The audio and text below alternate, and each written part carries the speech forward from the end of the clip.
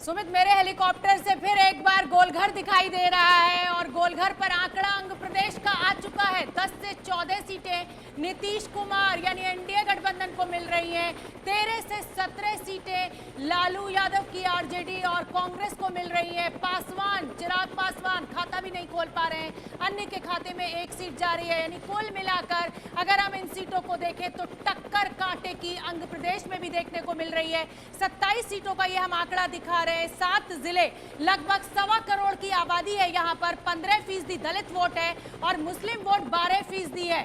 ये जो आंकड़ा है इसमें नेक टू नेक फाइट एकदम साफ देखी जा सकती है। रोमाना का मैं रुख कर लेती हूँ। रोमाना, मायने समझाइए इन आंकड़ों के।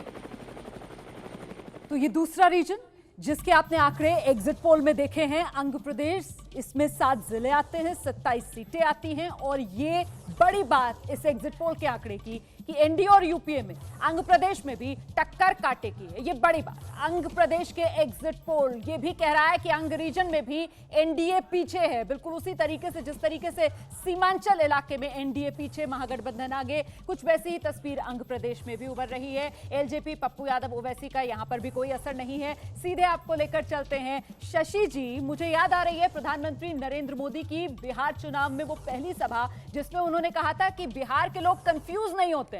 और इसका जिक्र मैं इसलिए कर रही हूं क्योंकि इसी आंध्र प्रदेश में जमुई आता है जहां से 2 बार सांसद चिराग पासवान, और खाता भी नहीं खुल रहा।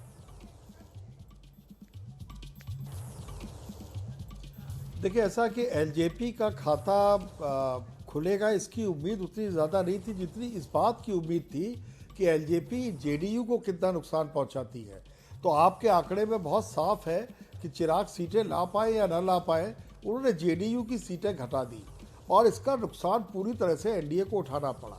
तो उन्होंने अपनी इस तरह से एक उपयोगिता इस चुनाव में साबित की। रही बात बिहार की संवेदनशीलता की, तो वो इसमें भी साफ आपके सर्वे में दिखाई पड़ रहा है कि मतदाता पूरी तरह दिमाग में स्पष्ट था, उसको किसको वोट देना है, किसको नहीं देना है, किसकी मुखालफत करनी है, किसका समर्थन करना है। और इसीलिए ये कांटे की टक्कर आपको यहाँ भी दिखाई पड़ रही है। पूरी तरह से डिवाइडेड वोट था, लेकिन वो स्पष्ट था दिमाग में, इसीलिए वो भ्रमित नहीं हुआ इधर या उधर कहीं भी। रोमाना, बिल्कुल। और ऐसे में बद्री जी, आपका आकलन, यहां पर भी सीमांचल की तरह आगे महागठबंधन।